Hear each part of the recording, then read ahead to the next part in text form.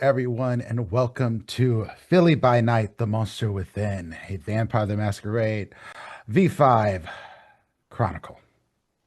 I am your storyteller, Prince, also known as Dimplesndice, he, him, and we are here to get into some vampire shenanigans. If you have not been here before, welcome in. Please consider, subscribing helps to keep the lights on and keep us making new content. And if you're not able to subscribe, retweet. Go follow us on YouTube. These things are free and they really help with the algorithms and all that. And I hate algorithms, but hey, we have to live with the beast. It is what it is. Just like our vampires do. And speaking of vampires, beasts, let's get into some content warnings for tonight. If you hit exclamation VCW, you can see the content warnings in our Twitch chat. But if you're not able to see those, the monster within may contain body horror, gore, graphic violence, manipulation, coercion, mature language, mind control, psychological and existential horror, and sexual themes. This episode specifically may contain some social conflict, heavy flirting potentially, and patricide. I'm not saying these things are going to happen. I'm just saying they are absolutely on the table. So do protect yourselves if you need to step away for any reason. Our uploads go up on YouTube. I think we're going to a Wednesday, Friday schedule. So you might be getting a little bit more content from us. So do check that out. But if you're here, you get to see the whole damn thing.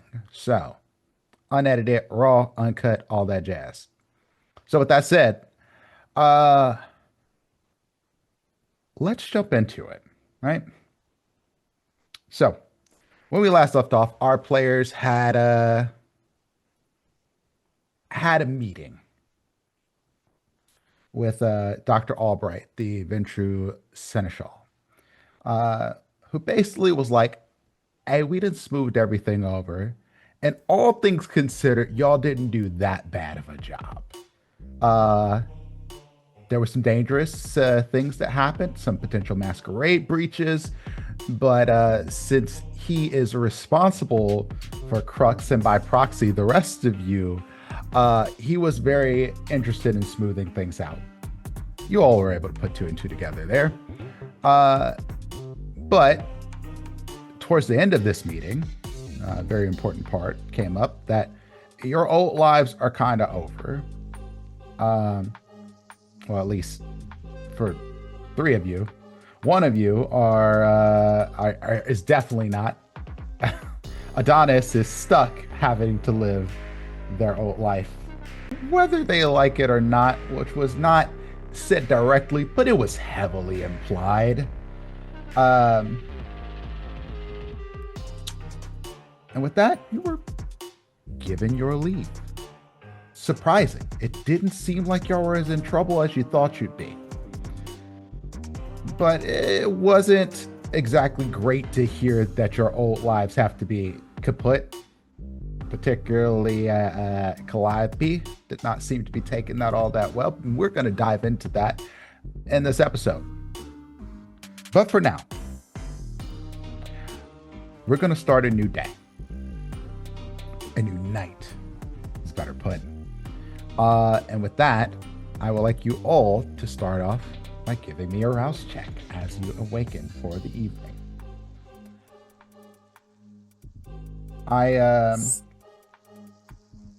Go ahead. Success. Same. Excellent. All of you awaken and are able to keep the beast tamed. For now. Now the question is, where do all of you awaken?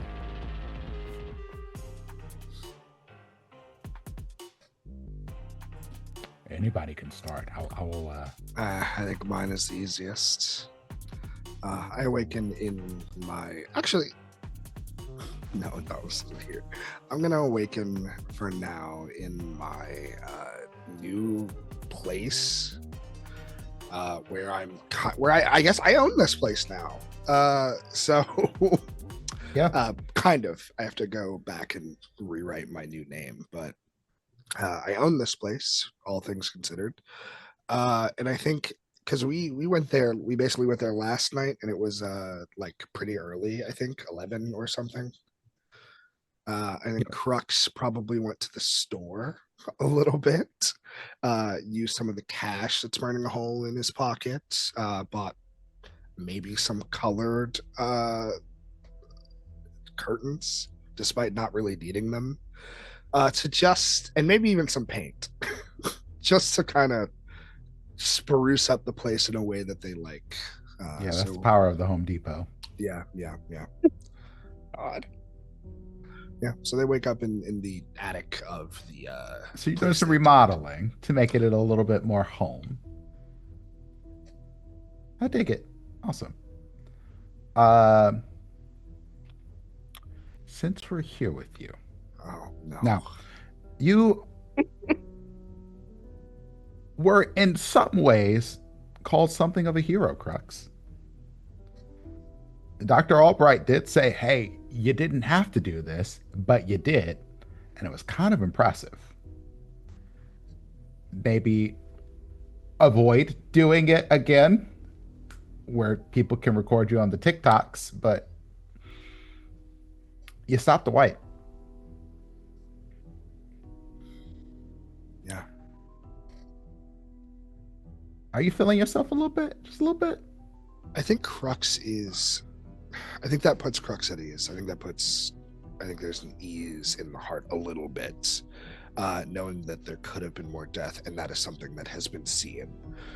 Because usually when Crux does things, when Crux does violence, it's more spectacle, which this kind of was, but this had some good into it. This wasn't for money or prestige or power. This was because like someone needed to be put down, laid out. Um, and that is also contending with the fact of the aftermath that I killed that same person with my own two hands. And that's weighing on them. Yeah, the corpse is still in your basement. Yeah, it is. Yeah, it is.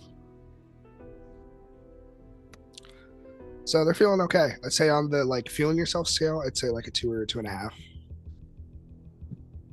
Excellent. Humility. I love it. Uh, Crux, shortly after you're awakened, you hear a knock, almost a banging on the door to the gem. Now, mind you, the gem still says that it is closed. All The right. knocking is insistent. Okay, this means it's either a freak or someone that knows the deal, both of which aren't ideal. So I unlock my room. I probably lock it up as well. Um, this place still isn't as secure as I would want it to be. Then I come in and it's like, I'm coming. I put on a shirt, maybe more like a vest, which is probably also not necessary, but for decency. Chest is still out. And I don't have a peephole because this is a fucking like garage. So I just opened the door because what the fuck else am I going to do? You Crucible, Who's asking? got a message for a Crucible. Oh, I looked at this person up and down. Do they have like a thing? Or is it They like, just look like a person. sure. Uh, yeah, sure. What is it? I'm Crucible, They just probably. hand you a piece of paper. That's It's what I like, thought. I was told to make sure that you get rid of that as thoroughly as possible once you're done. This, and I'm like holding up the paper. And then they just turn around and walk away. Sure. And I'm to say I'm getting used to all of this would be incorrect, but I understand. I catch a vibe. I close the door and I look at it. This, Uh, yeah. Meeting at the TLA, same place as you've been before. Kind of an emergency one. Be there by midnight. Sure. I'm assuming it's like 8 right now, 9 o'clock. Yeah, yeah, yeah. Yeah, sun's going down. I think we said summer. I don't know what season we said, but the sun is down and I'm awake. Sure. I get a fire pit that I think I already said that we have here for marshmallows. Like one of those like metal containers that you're Hmm. supposed to put logs in, but are not. I get some gasoline or like oil or whatever, and I light it and I burn it. Excellent. This is great because you realize instantly as soon as you light the fire, it is the scariest thing you've ever encountered in your unlife. It is terrifying. You want to flee so incredibly badly right now. You need to go. You need to be away from this now. Now, now, now, now, now, now, now. Crux hits a wall with the speed that they back up. Uh, And you hear Sal in your head, get the fuck away from the fire! The fire! can I get a bucket? I get a like I run into the shower. I run into the shower, grab a bucket, and like from a healthy distance, I just like put it out. Even just being close enough to put it out is fighting your beast to do it.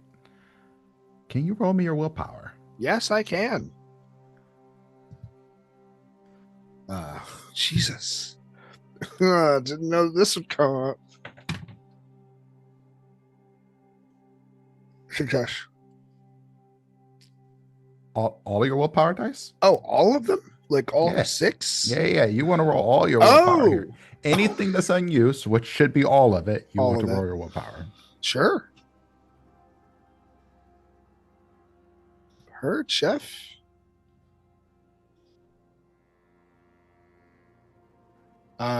Three successes. Good. It is just enough to be this close to fire. And you know, Sal doesn't have to tell you, it is almost like instinct. This is a thing that can end you. Fire is death. Like the sun is, fire is death. There's no if, ands, or maybes. If it touches you, it can kill you.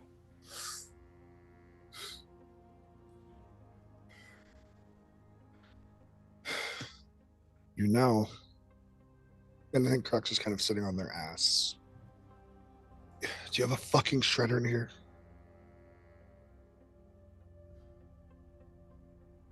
And they're talking to Sal.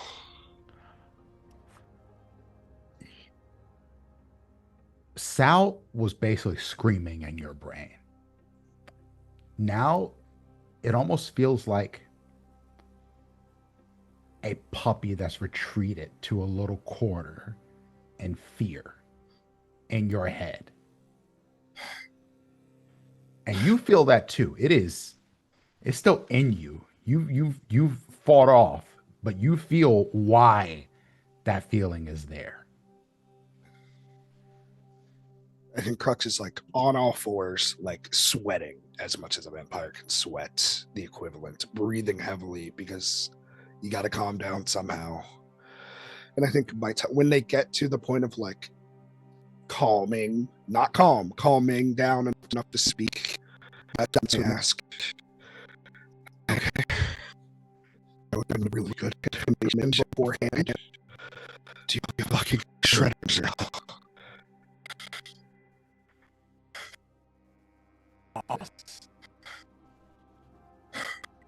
And they breathe again. Shake his foot on the ground. Pick the fucking oxygen drop to the paper drop. And they go drop it in the shredder. No more words are necessary right now. Cool. And we're going to switch scenes. Calliope, where do you awaken? Calliope opens their eyes slightly They're uncomfortable. It's not their bed. They find themselves... They think they went to sleep in their bed, in their apartment, where they live, where they've lived for quite a long time. But when they wake up, they're on the floor of their apartment, in front of their mirror, in front of the bar.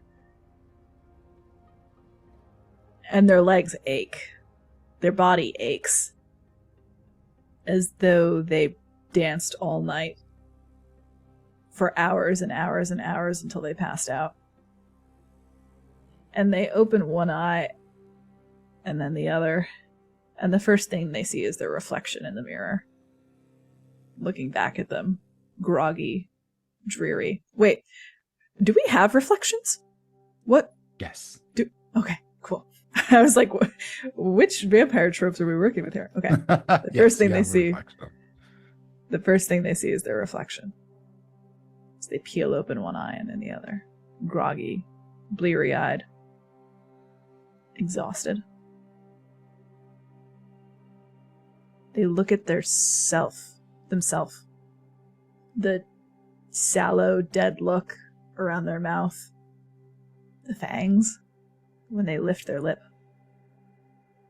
The red sheen in their eyes. Different now.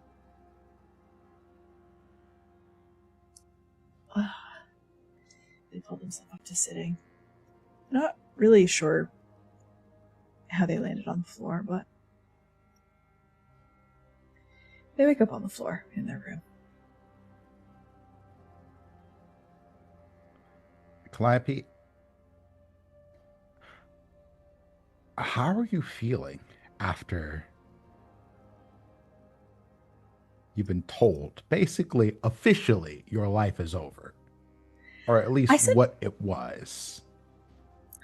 So yesterday I sent approximately 32 text messages and left 15 voicemails to Dr. Vivian Gray, asking to meet and talk as soon as possible about something that they just learned from the Seneschal.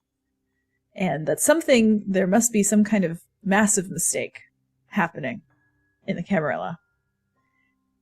And it was the anxiety that brought them back home. It was the agitated, colorful threads, the horrendous curling of insect inside their body.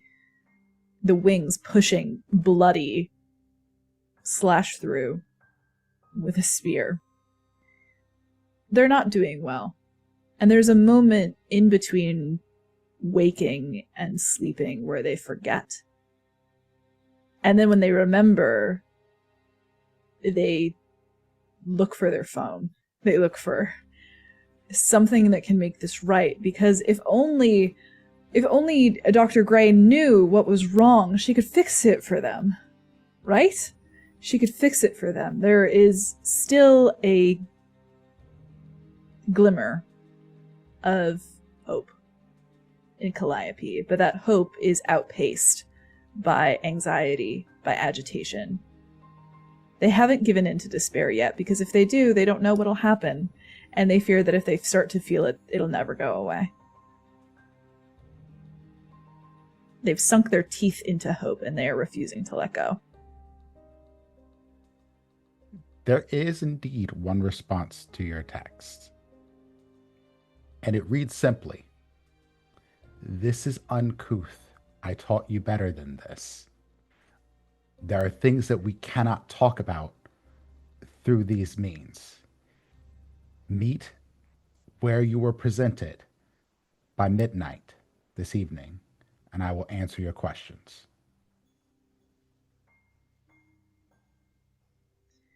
I don't think they read it over a bunch of times, and then they read over their other texts.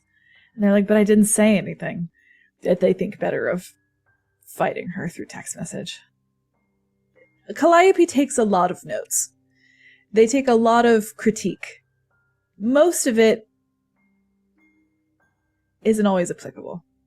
A lot of it, they just take on the chin.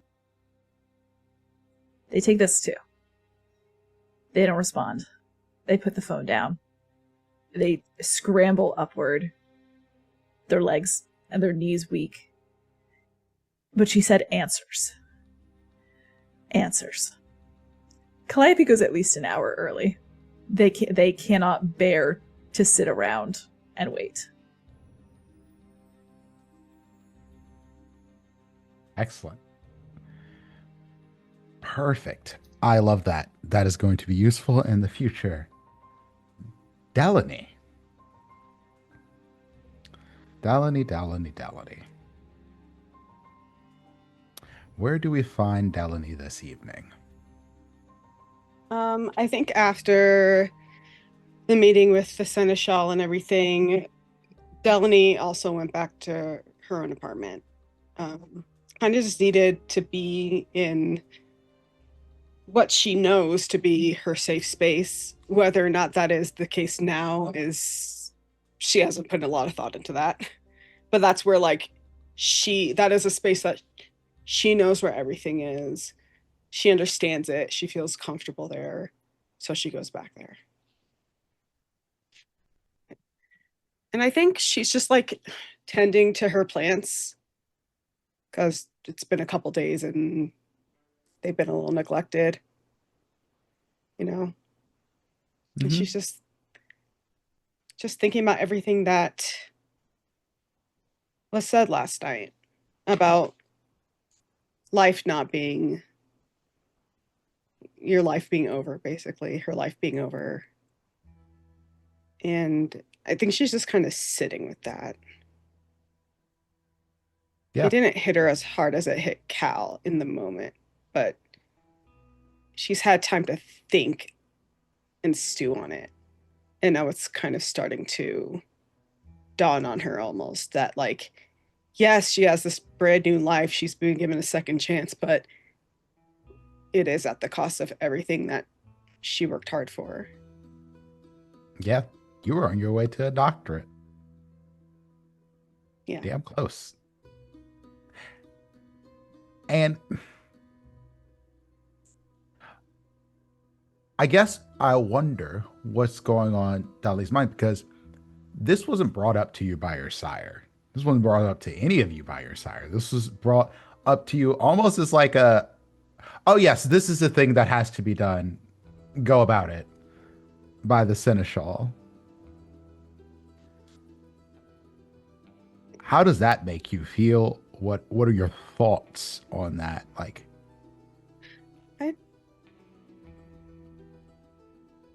I think it's trying to rationalize it.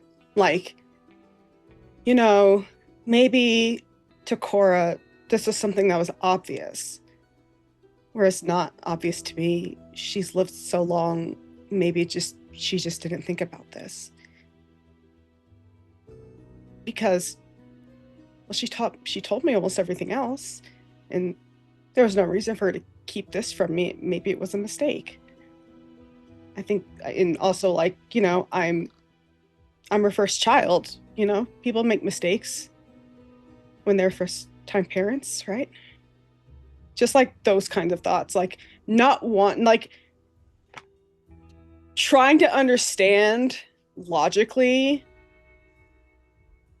without like assigning blame to anyone. You know, it could have just been a mistake, something that slipped Cora's mind. Maybe this is something that is kind of obvious because, you know, in all like lore and stuff, like vampires can't be part of society, really. At least not in a tangible kind of way. So maybe that's why.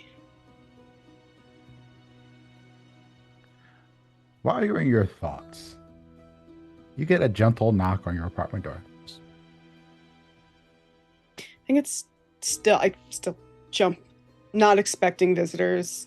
I didn't really get many visitors before, and I'm definitely not expecting any now since I'm, you know, trying to be on the down low or whatever. I'll like check the peephole first before answering. There is a probably middle-aged uh, black man who's standing at your door, probably 40s. Looks like he's wearing a flannel and pair of jeans. Um, o- Open the door, but I'll leave the chain on. Um, can I help you?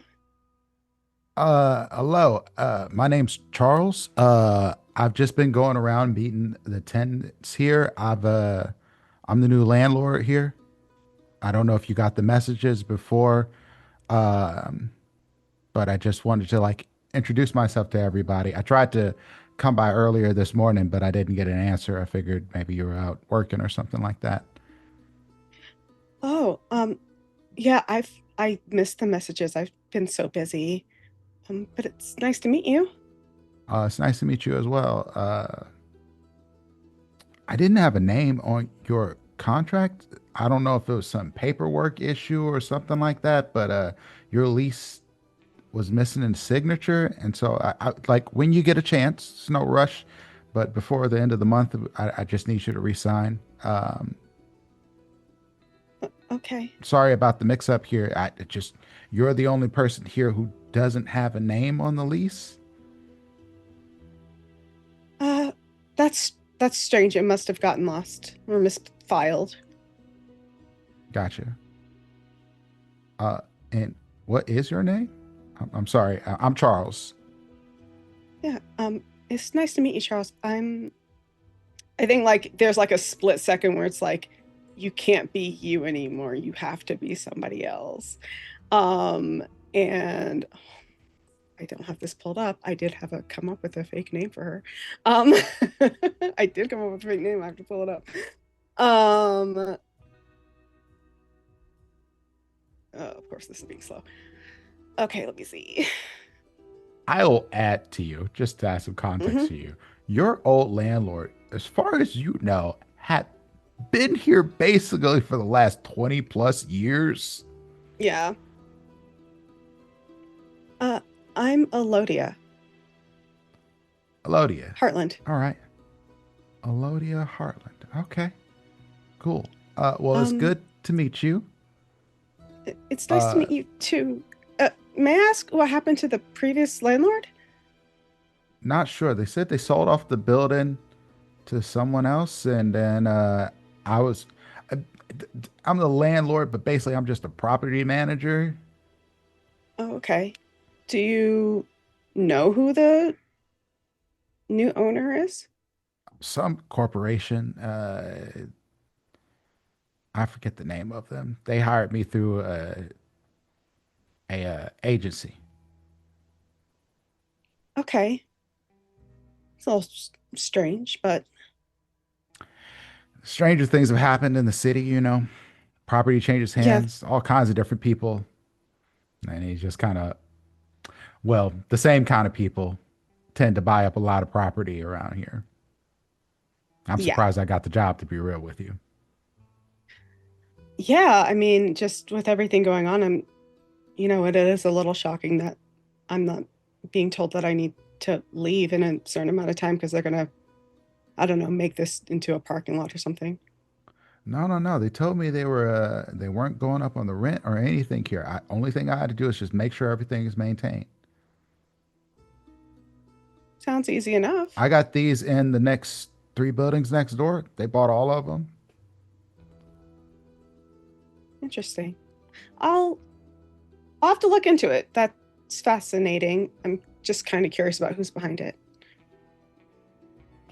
I think there's somebody their CEOs Albrecht Albright. Albright? Yeah. Oh, okay. Thank you. I The name is sounds familiar. Gotcha. Not familiar. It's like Albright Bridge and Sons or something along those lines. I have to go look back at my contract. I just started. They told me to get out here and start greeting people, so that's what I'm here for. Okay. Well, it was nice to meet you, Charles, and I'll definitely be by to make sure the lease is taken care of. Thank you, thank you. We're technically not in this building anymore. We're in the building next door, but shouldn't be any problems. Yeah, I'm sure I'll be able to find you. Well, you have a good night. Thank you for You your too. time. Thank you. Thank you. Just awkwardly close the door.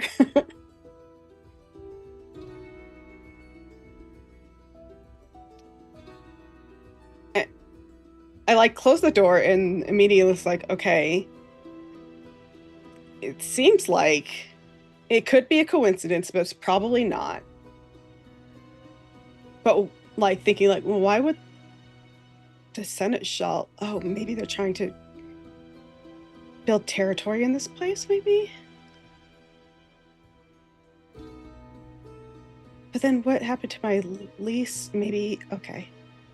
It's like swirling thoughts, but I think it kind of amounts to like maybe he bought it for the Camarilla and my paperwork going missing is also not a coincidence. Maybe this is like a chance for me to like kind of start fresh, but without starting fresh in some ways, like being able to keep my place. But that's like the only thing that that's like what she's thinking about right now. Uh, right after that, you get a phone call. Okay. It's Cora, Oh, hi, mom.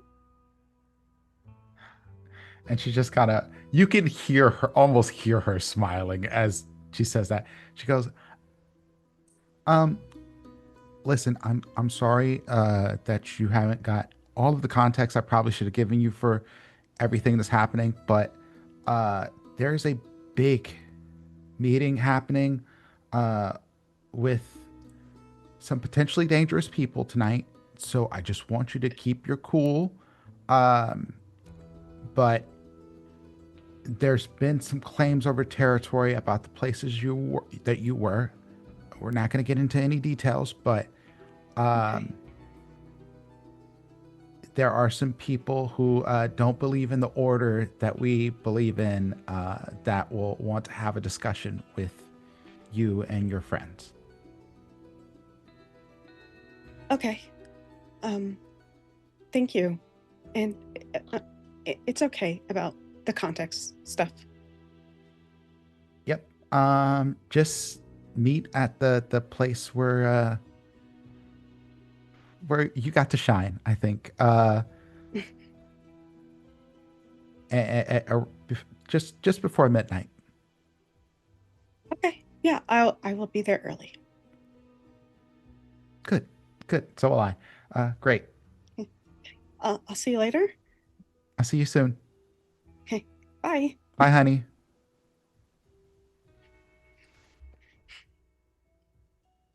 I think even like hearing Cora makes me feel better, just a little bit like that is kind of like in this new world in Anchor.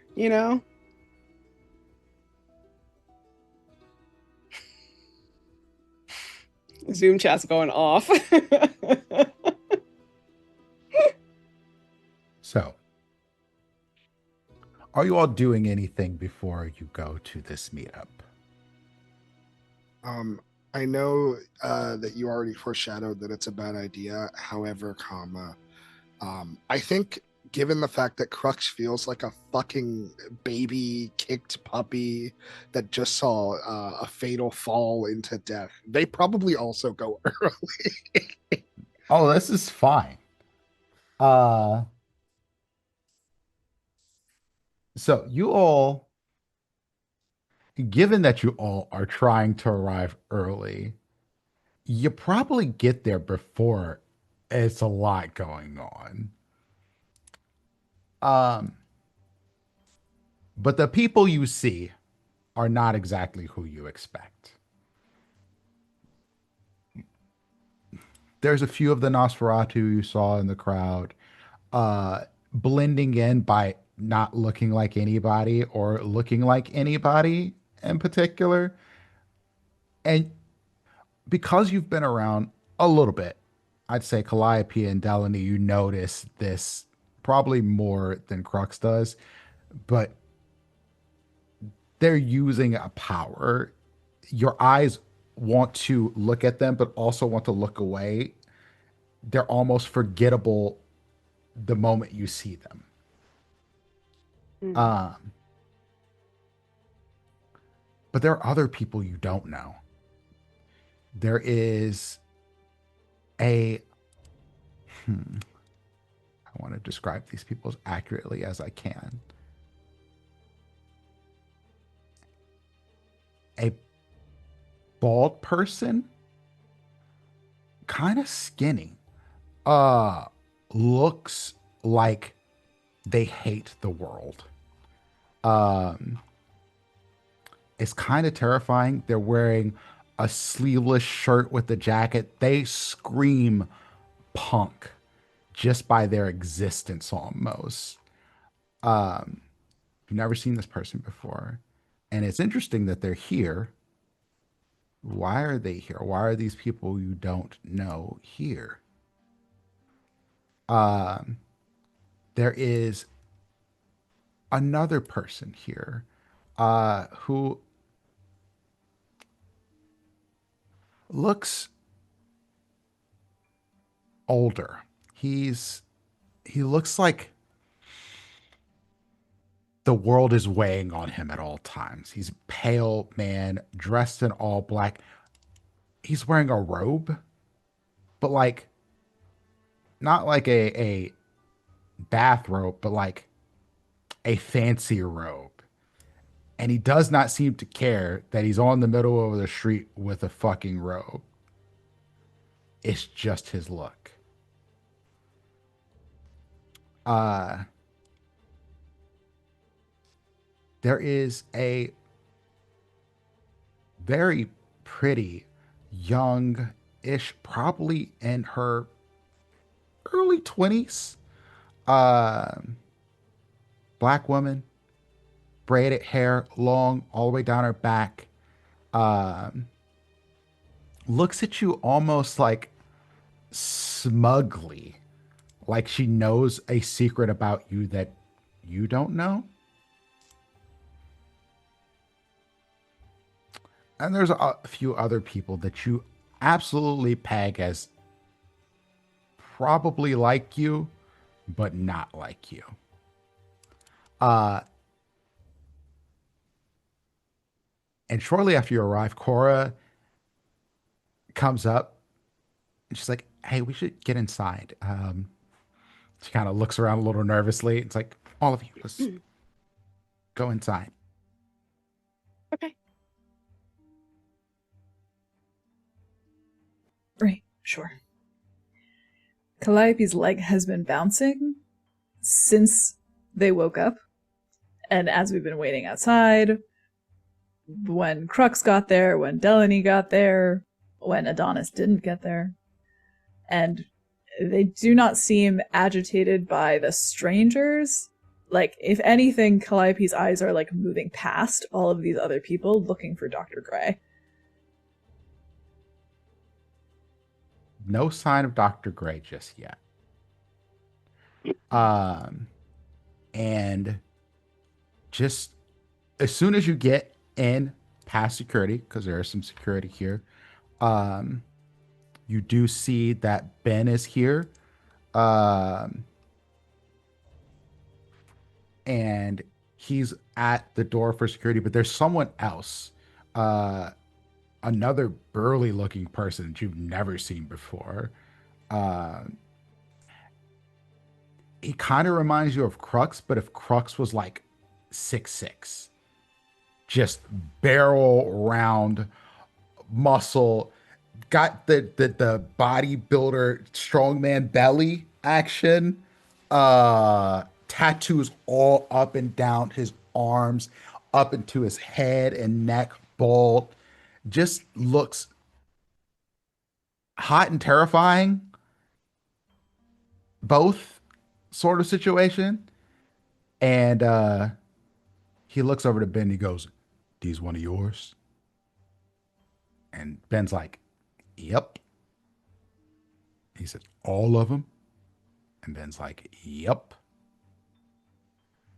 Do I need to pat him? And then he stops and looks at you all, and then looks at Crux, and he goes, "I seen you before. Going in."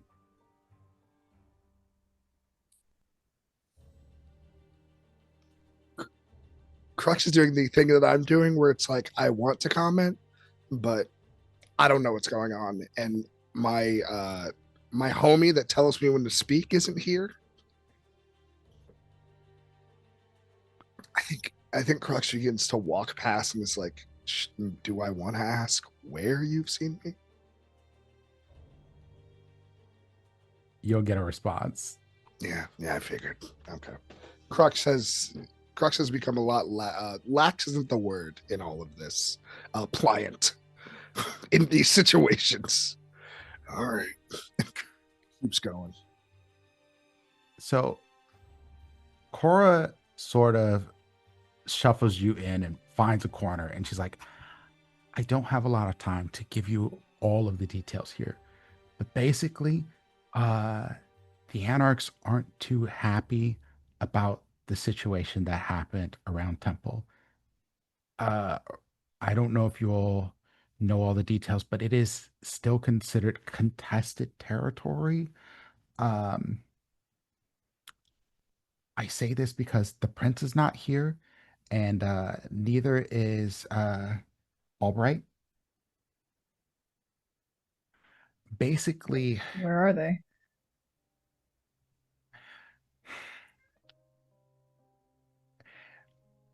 and she kind of sighs for a little bit. She goes, "They think it's too dangerous to have too many of us in the same place, considering them, the Anarchs, might try to do something dangerous.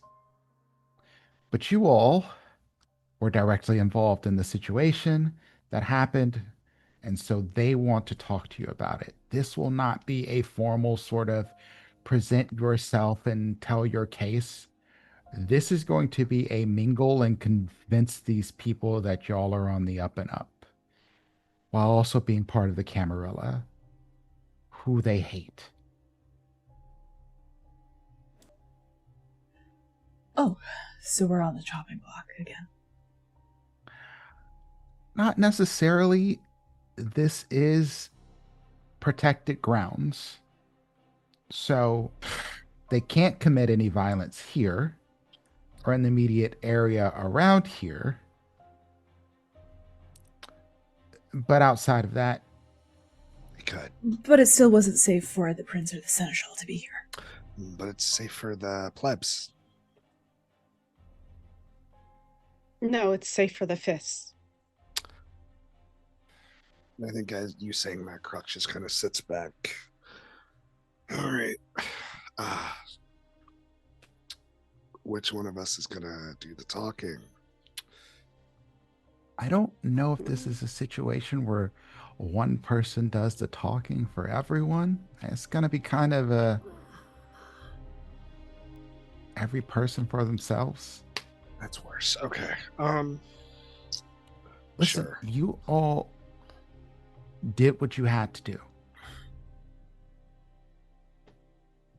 Keep that in mind. It's Yeah. And I think Calliope finally kind of comes back down to earth, almost like they don't want to be doing this, but it it is like a fly buzzing around their face, and they can't ignore it anymore. Bobby Valentine wasn't a member of the Anarchs, right? He would have caused just as much trouble for them as he would have caused for the Camarilla, right? A masquerade breach is a masquerade breach, no matter who's doing it or on what side. So really, we saved them some trouble, and they can thank us. there you go. That's the story you should be telling. I don't know if that story will work for everyone, Sure won't. but it is a good story.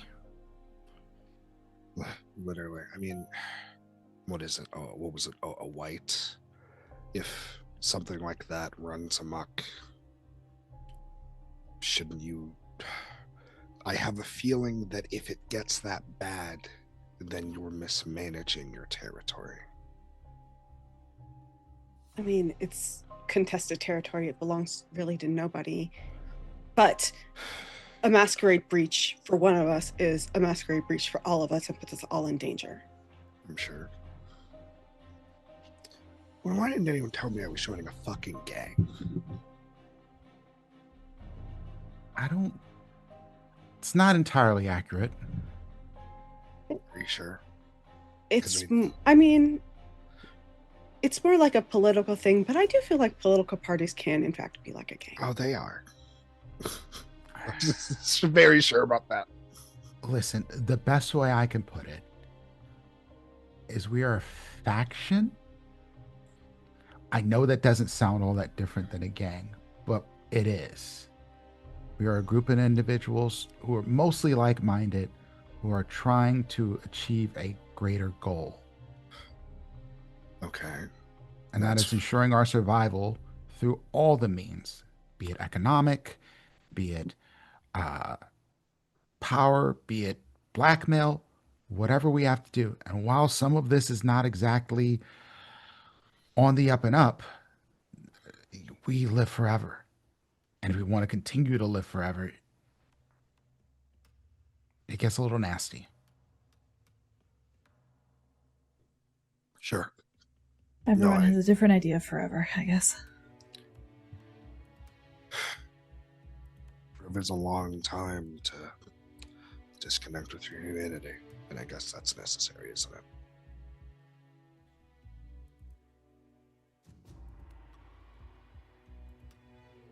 Yeah.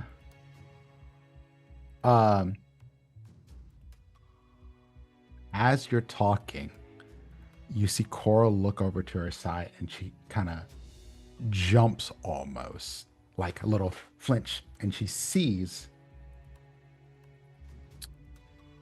a woman walking close to you.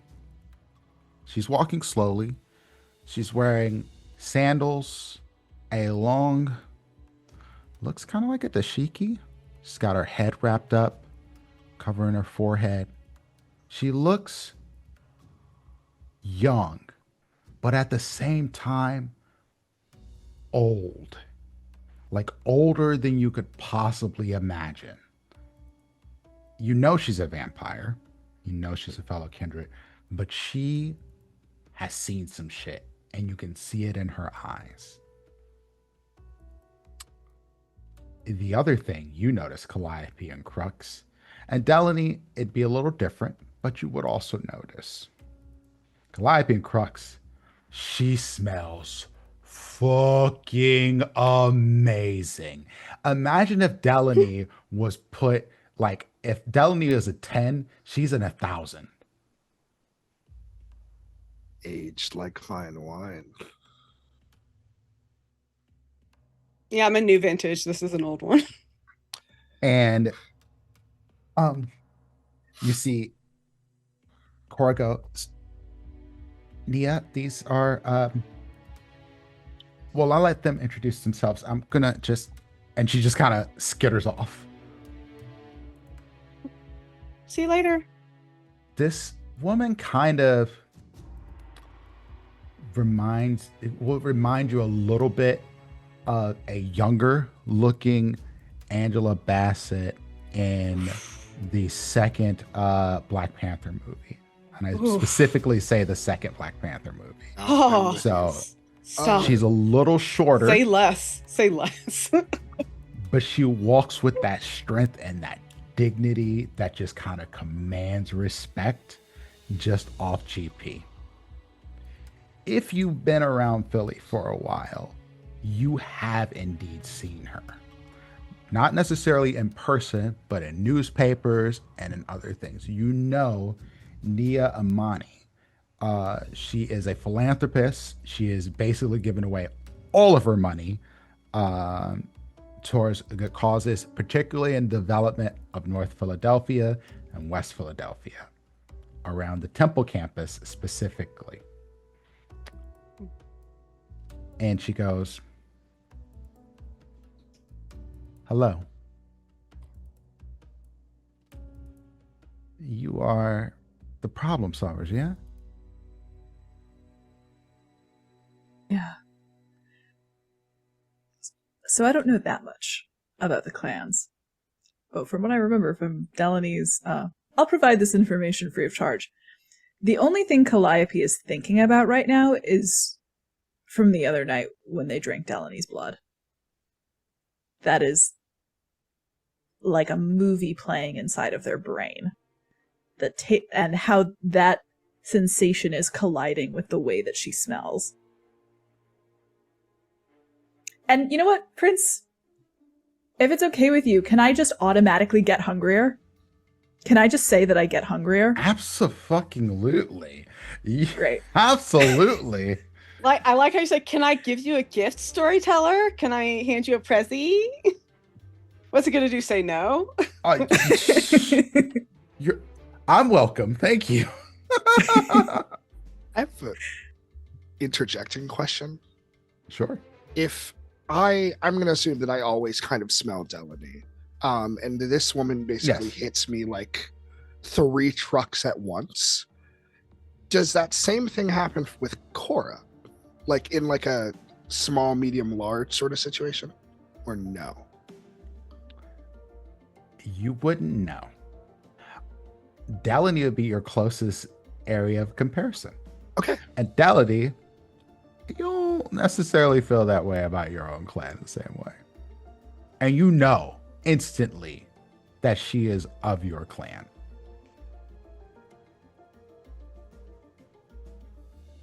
Our third eyes start glowing.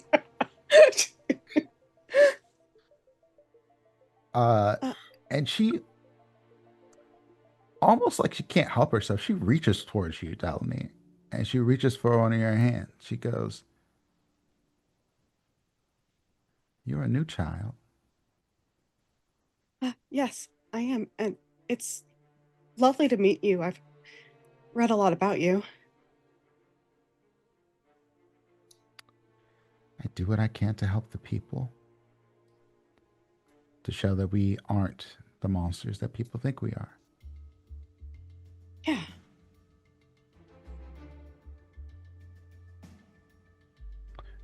You,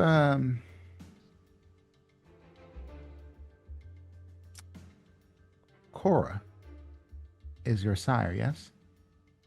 Yes. She kind of nods for a second. She goes, "You are of my blood." Oh? Or did you sire Cora? No. No? Sora, Okay. Cora is a bit down the line from me. Oh. Oh.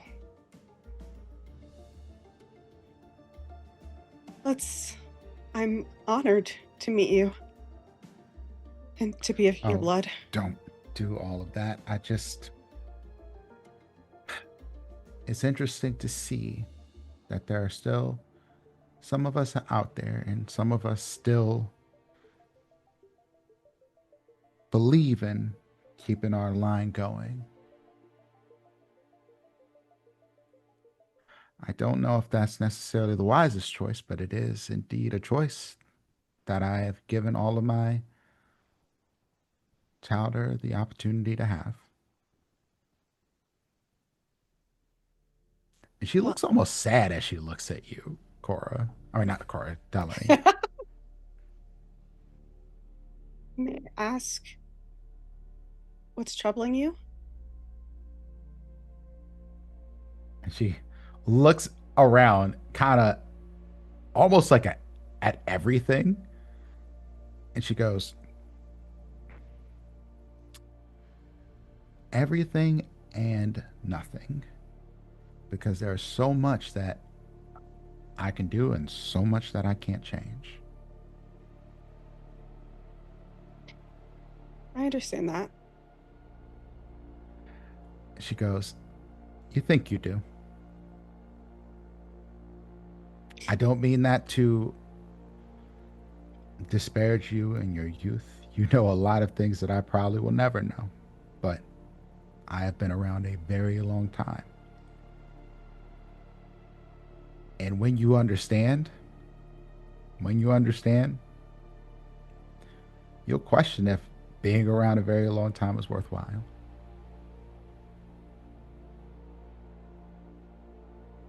Yeah, I guess I can only sympathize, but not necessarily empathize, because I haven't lived as long as you and seen all the things that you have. But I think I do know the feeling of everything and nothing feeling like a burden.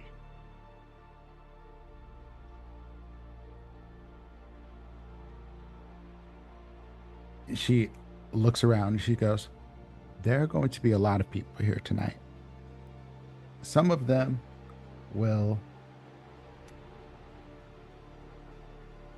test you.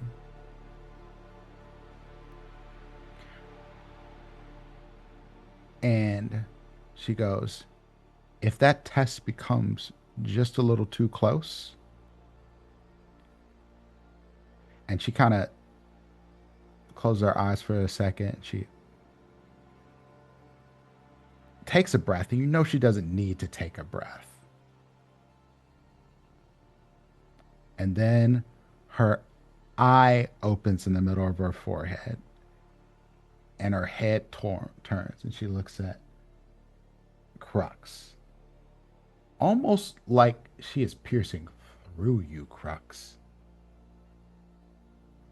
Roll me a wits and resolve.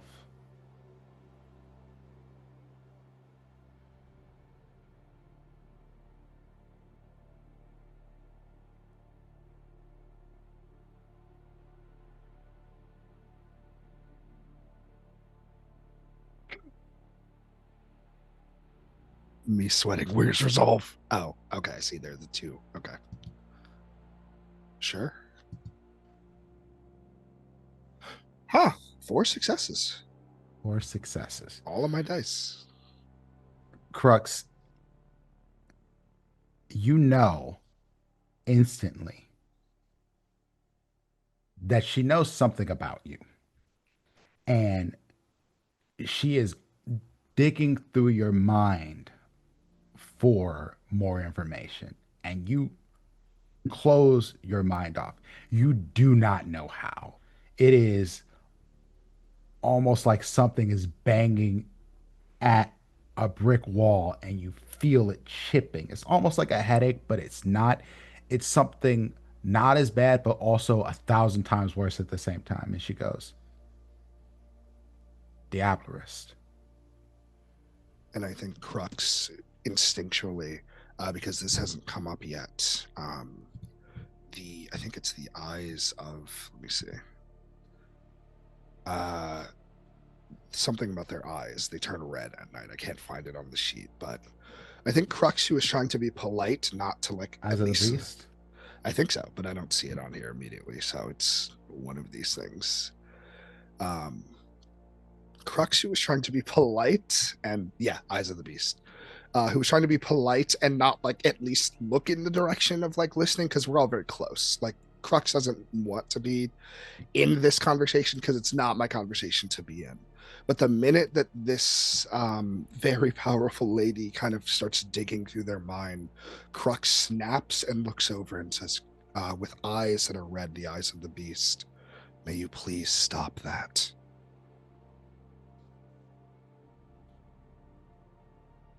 And she does. It is like instantly the moment you say it, and she goes, I need you to understand something. All of you. She looks at Calliope and Delaney. We are a threatened clan, and I will not let any of us, no matter what faction, sect, or what have you they represent, be threatened by a Diablerist. If I find out that you are a threat to Delaney here, I will have you snuffed out of existence. This is not a threat to you. This is a promise. I do not want to do this. You are a child, and you probably did not know what you were doing. But my words remain. I take this headache as a promise, And Sal yes. goes, "Oh, she means it. Mm-hmm. She's old."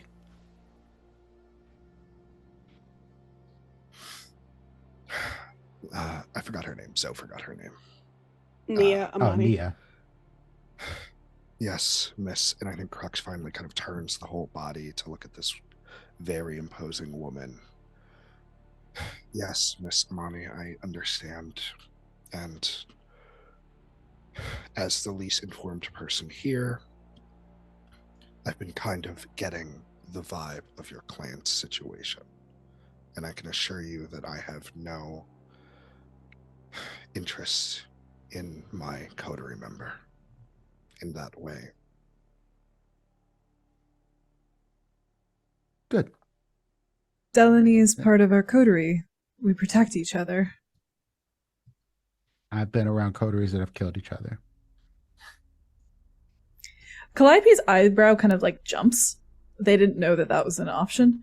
Clearly, I think, like on their face. I, I wouldn't recommend it, but I have been there. Friends become enemies through time, and enemies can become friends, and so on and so forth.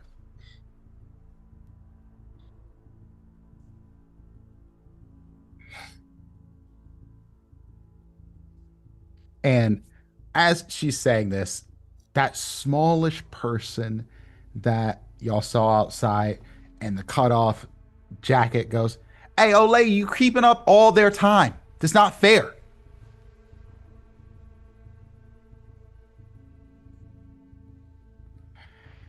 And Nia Oh, sort I of didn't know that takes the a gauntlet breath started already. and she goes, "It was a pleasure meeting you all. I hope the night goes well for you." Thank you. If I want to contact you, is there a way I can do that? She just goes, "I'm not hard to find." Okay.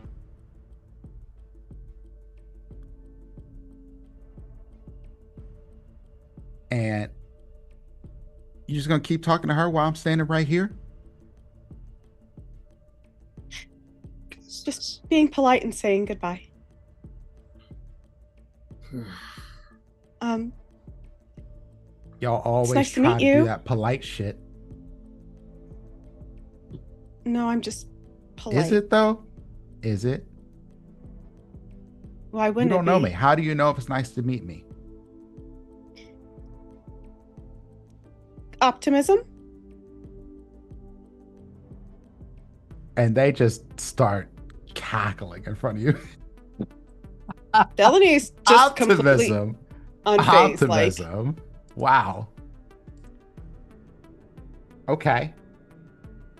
Miss Optimus, who are you? What do you do? How did you end up here? I'm Delaney. I was created. No shit. You were created. Well, I mean, Good for you. your question was a little too broad. So maybe narrow it down a bit. You ivory tower pricks don't end up in places like these answering to people like me by accident. I don't know who you are. I'm sorry. They go, "My name's Bo." Oh, If you check the Discord, there's a picture of Bo. okay. Yeah, I see it. Bo is around 5'4" Jesus. and Okay. probably 140 pounds soaking wet, if that. And his energy shows it too. His energy, he is giving short, trying to compensate for shit energy. Okay. Uh, you see, um, you see your sire walk in, Calliope, as this person is talking to you. as soon as Calliope sees Dr. Gray walk in, they pivot away from this asshole. They've seen God. They just look, and then start walking away. Talk about being fucking disrespectful. Oh, Jeez. I think Crux wants to like not stop you fully, but kind of move with that speed that they have with arm on shoulder and says, breathe. I'll be right back. Unified front tonight. But they wiggle right out of your grip and keep going. I let them go, and I step back next to Delaney. Fuck is their problem? Probably the same thing that's crawled up your ass. Wait. You the one I saw fighting the white, right? That was you. You put it in a headlock? What do you think you're gonna do to a white in a headlock? They don't breathe. You don't breathe. It wasn't about the breathing. What kind of it was fuck about shit the was that? immobilization. Okay, immobilization will be ripping their fucking arms off. Now, how am I supposed to? You saw me, so how was I supposed to do that in front of people? Be better than you are. Oh my fucking god! It's over. Everyone's god. How about you have some actual suggestions rather than just be better? Don't be a Camarilla prick. How about that? And I think Crux steps forward. I didn't have a choice. We all Mind have your choices. business. Huh. Okay, Snowflake. Not all of us. Crux and Delaney are like, Call me a sir, fucking snowflake. You're acting like one. Okay, enough, both of you. This is not getting us anywhere. That's true. What do you want, Bo? Do you want to pick a fight or do you want to talk? I want to know why a Bruja like you, so much power, as a part of this bullshit organization, this ivory tower shit. You should be one of us, being free. Yeah. I'm sure you've got points. But I'm here, buddy. And I think you'll be able to catch a hint the longer I stay around.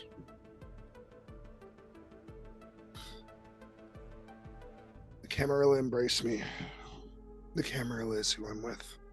And I think... But I'm okay to have good terms with you. Who are you with? What was it? Zoe knows it. It's what, the Anarchs? Saying you're with the Anarchs is kind of like antithetical to what anarchy is. Crux like rolls their eyes because this is a conversation they have had hundreds of times in their life. Delaney's like kind of nodding. You're like, yeah, that makes Oh my sense. god, you yes, know? I know. Uncrosses their arms. Yes, you are an anarch and presumably an anarchist.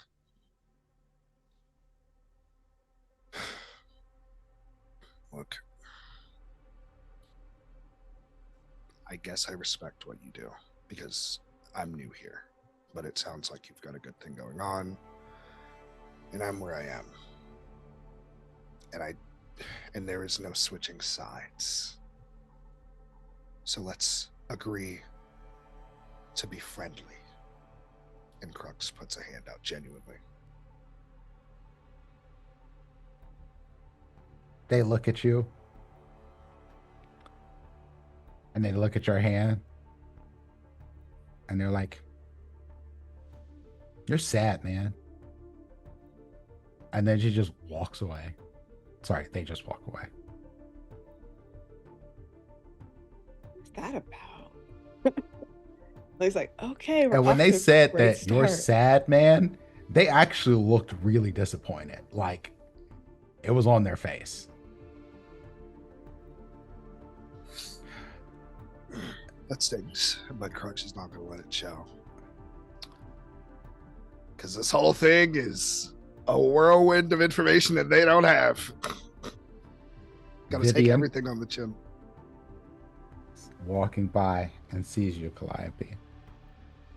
And then she stops. Dr. Gray, can we talk? you're not being accosted by any of these people? They're fine. I have a second. It's just really important. Okay. Step aside for a moment. And Cal kind of steps aside very Drags you quickly. off. And I want to add how this place is set up because I didn't really explain. It is set up like kind of like a bar, like with high top tables, no stools, everybody standing. There's not a lot of tables, but you do see little smatterings of like two or three people talking to each other. Everybody's looking at y'all. That's the other part that needs to be explained. There are people looking at you. The stage is dark. There is someone working at the bar, and you know this place is closed off to any kind. There's no humans allowed here. And there's someone serving blood. Two people, but it is someone who absolutely does not give a fuck. You can tell by their demeanor that they don't give a shit about you. There's a few people they've literally just turned down and told them fuck off when they ask for anything. So it's that kind of vibe here. And Dr. Gray kind of pulls you over to the table and she's like, we're not going to get much privacy here. Oh, Just well, that's okay. It's not about any of this. It's just about a conversation that I had with the seneschal yesterday, talking about.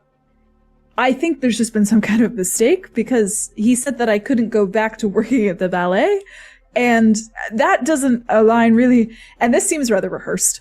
I think. Like Calliope has made bullet points in their head about what to say, what to make sure they get out. Like going into almost like a job interview or like your 5-week report that they kind of are listing off in their head, which doesn't really totally make sense given everything that we wanted to work on together. Because I mean, how are we going to have our thing and how am I going to make you proud if I can't get on the stage again? Because I thought that we wanted to make a whole new season and the next that we were gonna. So I think there just must be some kind of misunderstanding. So if you could talk to Albright, I think that would be great. And she hangs her head for a second and she goes,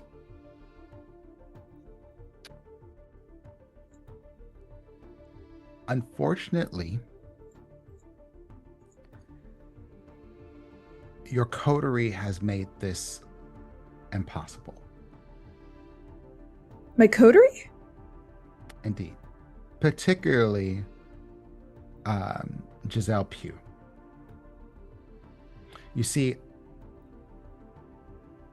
you and Giselle had a connection before, and because Albright has chosen to put you all together, this puts your mortal life in danger. This also has had some cascading effects.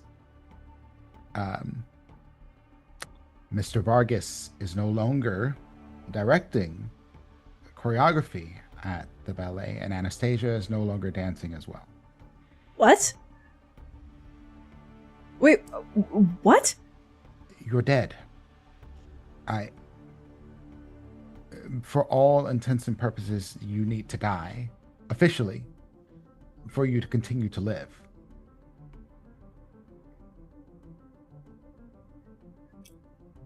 But that doesn't make sense. It doesn't make sense. I mean, the Seneschal paired me with Giselle. It's not my fault that I'm with them. I could just pretend to keep living too. I could just do it for as long as I need to, and no one would think another thing. I'd be in the theater for the whole day, and if I'm not in there in the day, we'll do night courses. I mean, most rehearsals start in the evening anyway, and I should have fucking known with Armando because the studio theater is just it's a complete blackout theater, so light can't get in there anyway. I could just keep pretending. I'm a performer. I can do it just fine.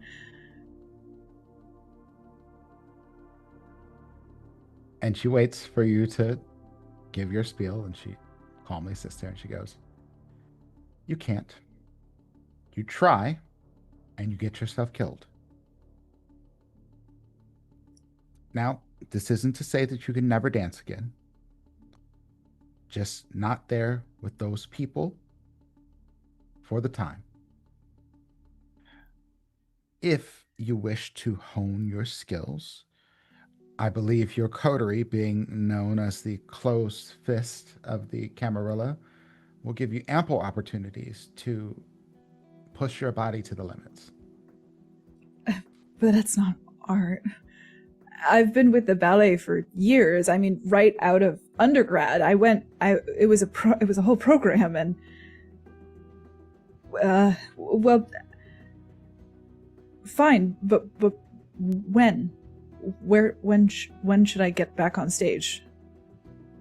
How long? Well, depending on situationally, we could be talking 12 to 15 years. What? No, it's not that long. 12 to 15 years. That's almost half the life I've already lived. That I can't not dance for 15 years. No one said you had to stop dancing. But what about what we talked about? To perform, to make. I'm hungry for it. I'm hungry for blood, yes, but I'm hungry for this. I've been hungry for this. You know that. No, that's why you turned me, right? Because I'm hungry for this. I can't wait. I can't just keep being second place forever and ever for 15 years until I'm ready to go back on stage. I need it. Calliope, there is no places. There's no seconds. There's none of that matters anymore. I turned you because I knew you had a passion to push yourself to the limits. You are in a box that you've placed yourself in. And for as long as you keep your mind in that box, you'll be stuck there. You must take this opportunity for what it is worth. You can't go back to dancing. It's gone now. Everything that your competition is no longer competition anymore. She dances no more. She took it harder than you, from my understanding. And so did Vargas. He is in a fucking stupor right now because he can't do the same things he's been doing. What a baby. All because of Giselle? All because of Giselle.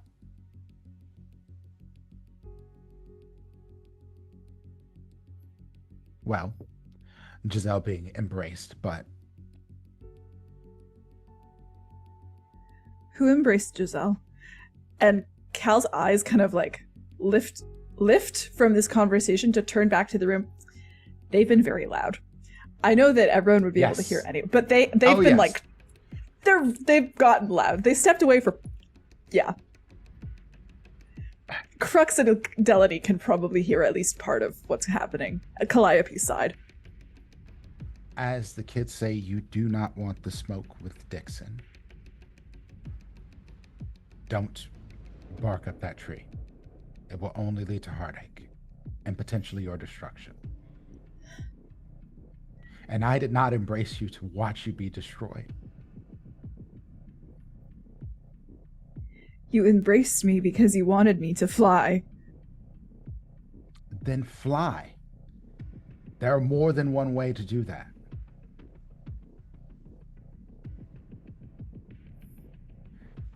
And she gets close to you. And she goes, "We have accounts of what you said in that house to that man to break him in a way that fighting could never. You grew wings. You already are flying.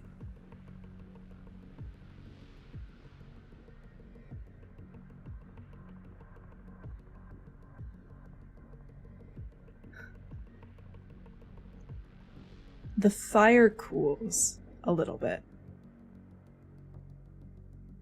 This fire, slightly pacified.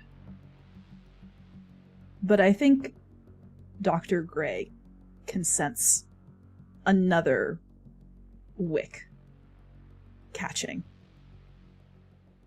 that leads toward a cannon. Another flame that's burning. Another direction to take. And it's on a play in their mind. All because of Giselle. All because of Giselle. All because of Giselle. All because of Giselle. And the wick is burning rapidly.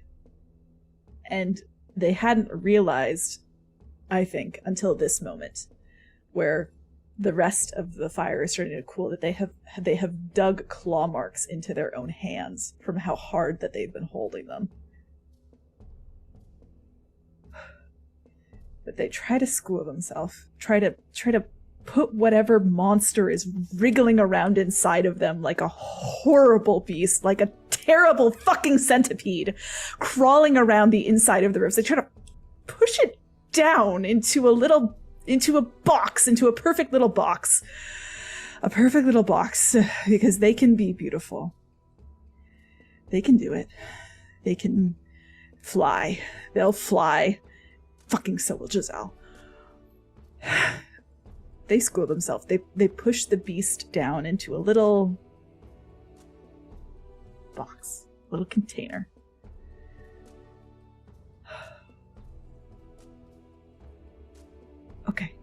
Okay. I understand.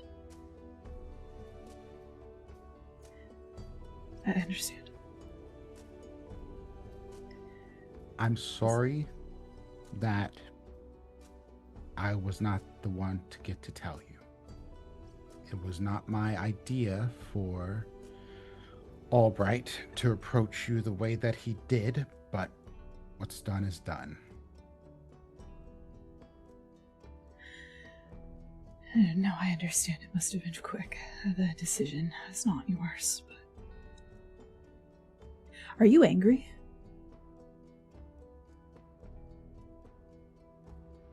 She pauses at that question like you caught her off guard.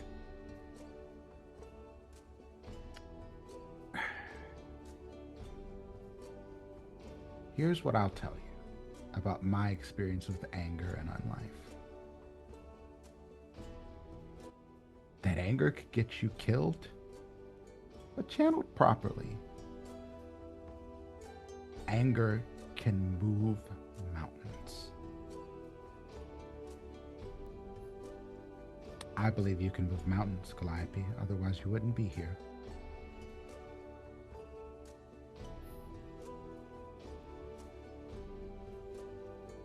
I'm starting to believe it too. Good. Now we've drawn enough attention. Calliope looks up and around them as though they're remembering where they are in the first place. Like, as though this entire situation with the Anarchs has actually been a side quest and they just completed their main quest, and they remember that that actually is the main quest and they just completed their side quest. The realization that they've made is they kind of look up, remembering for the first time that they are in a very public place with a lot of people that they don't know who probably want them dead. But there's a hunger in them.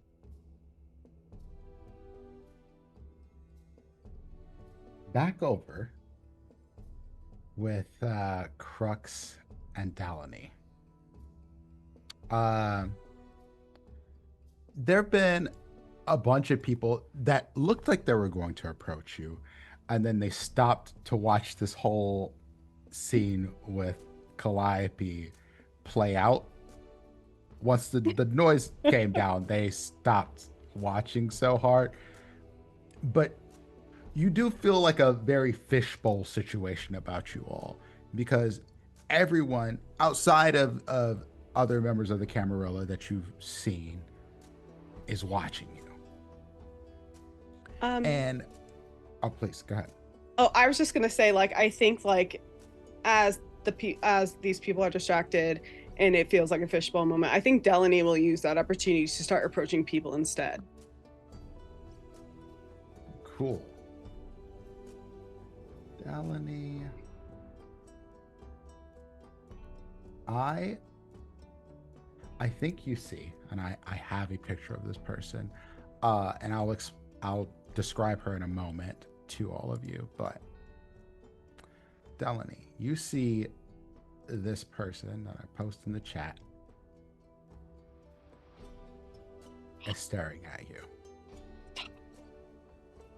She I'm getting pretty is girled by you again. in a long blue dress with a slit all the way down. The legs are out and this dress, it is sleeveless. She is in jewelry. She has bangles on. She looks maybe that she got maybe into her 40s. You can't quite 30s maybe, but you can't quite tell exactly how old. She has that kind of like timeless look. She's also like golden skinned and racially ambiguous. You can't tell. But she is staring at you and Crux with almost a fascination.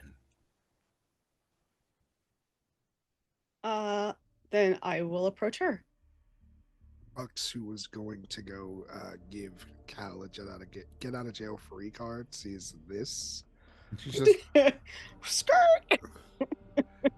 as soon as you start approaching, and she points at Crux. You too. Shoulders up, comes over. Yeah. Pretty women can tell Crux to do anything if there's anything that's been consistent. Oh my god, that's true. Hi, it's nice to meet you. I'm Delaney. Excellent to meet you, Delaney. And you are. Something tells me you know who I am, but hello, my name is Crux. And she puts her hand out, one of these. Crux takes it and gives a not actual kiss, but like lips to the hand. And without hesitation, she goes, "Good boy."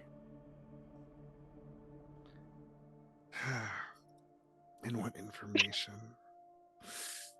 would you like to try and milk out of us?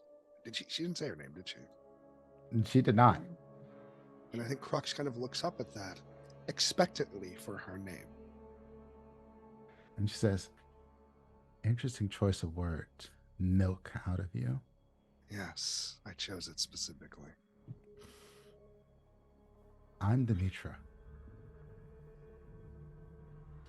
And Crux makes space between Demetra and the two of them and stands next to Delaney. And what can we do for you, Miss Demetra?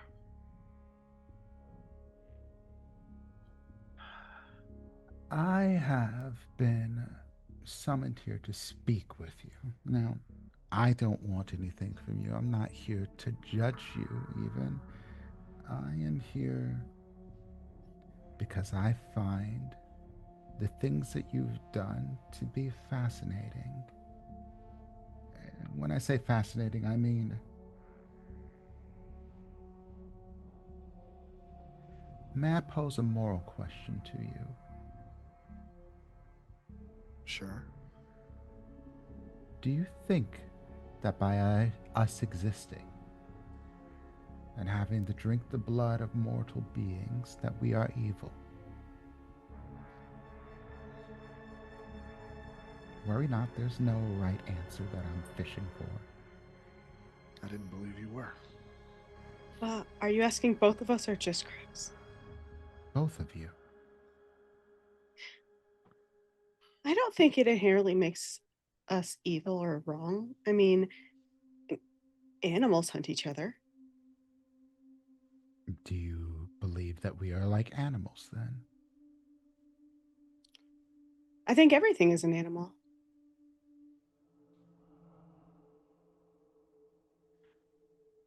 She looks over at Calliope too and goes, Calliope had just turned around. Sorry, I was cheering. My bad. I was caught off guard by the pretty lady looking at me. Yeah. Calliope has like a blood bag. It just immediately starts choking. Like, I mean, pretty woman summoned. Pretty woman mind control. Yeah, I think for Cal real. is still standing next to Dr. Gray and has just kind of turned, and looks like one time at Dr. Gray for almost permission, but their body Dr. Grace just does one of these. and they nod and walk over to the group as well. I've posed a question to your coterie, Mm-hmm. and I want to pose it to you since you're here, though y'all seem to be missing one. Hopefully I a truly permanent believe- situation. Crux puts a hand on No. his shoulder. Nudge Cal. Just stop it. Stop it. Interesting. I don't think you're supposed to say. They don't say that. So does That's that me. mean that there's room in your heart for another? I He think says that directly to you, Calliope. Kel's, if they could go red, they do, but what little blood remains inside of them goes right to their face. I have always felt that love should be shared.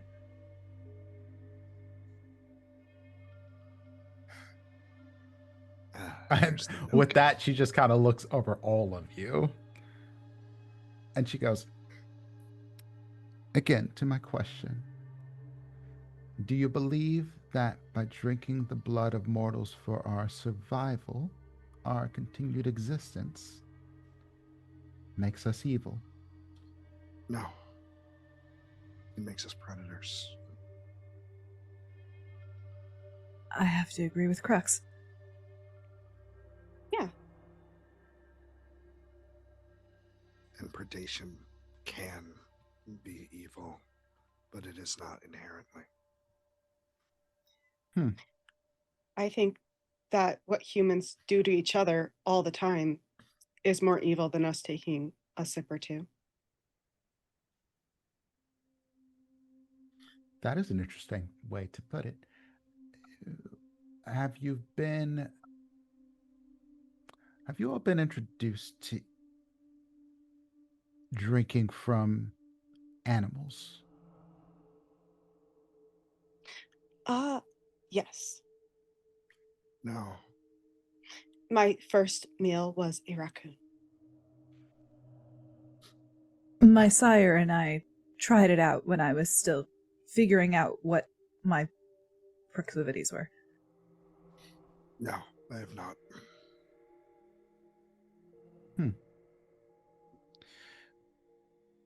Some small sects of other licks like us do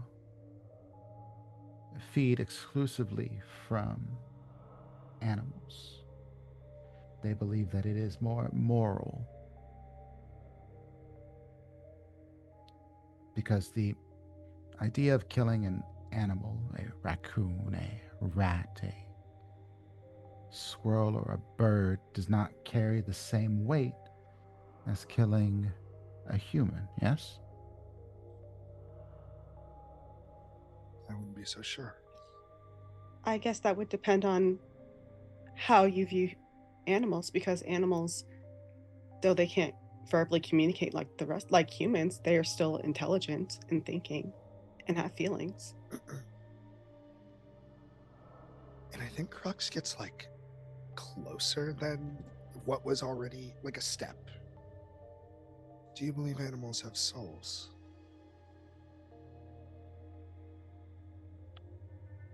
And she kind of turns her head and looks and she goes, I believe all living creatures have souls, I would agree. Then I wouldn't say but we the don't. act. Oh, I assure you we do. And Crux says that with a conviction of someone who should, like with a conviction of a vampire that is probably older, like with almost an assuredness that feels out of place for what is a baby in vampire years. He's saying that with the conviction of somebody who got another motherfucker in his head. That's how he's literally. saying it. Like, I know their souls exist because I got one of them in me right now. Like, look, hush, you don't know anything.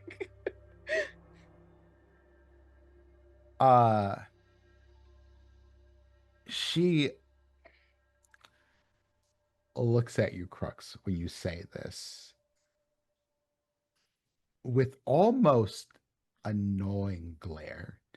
And she goes, You're very interesting.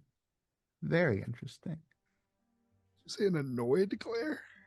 A knowing glare. I also heard annoyed. I heard annoyed. No, you're I good. was like, I was like, damn, okay, I guess we fucked this one up.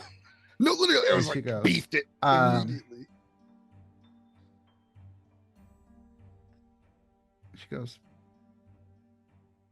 Do you have a phone? Not anymore. But I hand her my phone, and like, because I know you don't have one. I think that when we lose our humanity, that's when we lose our souls. I can see why you believe that. But I believe that once we start to kill, no matter whom, that we lose a little bit of whatever makes us what we are, whether it be souls or something else. I don't know. But the one thing we don't lose is our senses. And I know that I am looking at beautiful people in front of me. Beautiful and complicated people who are new to this world and have so much to find out. And I hope that whatever little part that I could be in your journey, that you'll allow me to. And she takes the phone that you handed out, Delaney, and she puts her phone number in it. Says Demetra Thorne. She, her. Oh, thank you so much for putting your pronouns in. Of course. Miss Demetra, one question before I feel we may part ways, as Crux looks around at the presumably numerous people looking to speak with this group. And she goes, if you're going to use Miss, it is Miss Thorne. Of course. Miss Thorne. Who are you with today? Who are you representing today?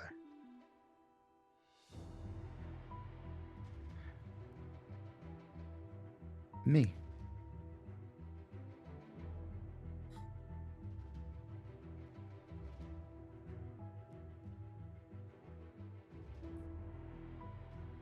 There's nothing more needed to say. That's a sufficient answer. That's a complete sentence. Well, it was really lovely to meet you, and I do hope that we can meet up and have another conversation, because this was really fascinating and enlightening. Your philosophy is quite interesting. Oh, I can't wait to have the opportunity to tell you more.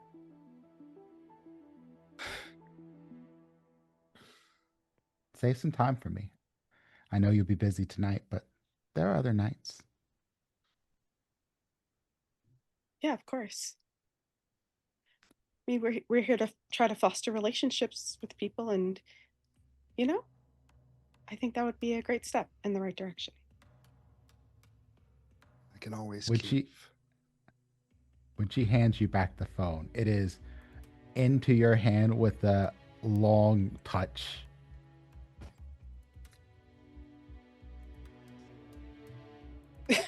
Delaney, if Delaney could blush, she would also be blushing. And she's just like, y'all have a beautiful night. Don't let these people intimidate you unless you want it. No. No, I think I'll make them want me to intimidate them. She winks at you when you say that and walks away. And I think with that, we'll take a short break. Give it a little time to cool down and heal before we get back to our next scene. Bro. Thank you all for joining us, and we will be back soon.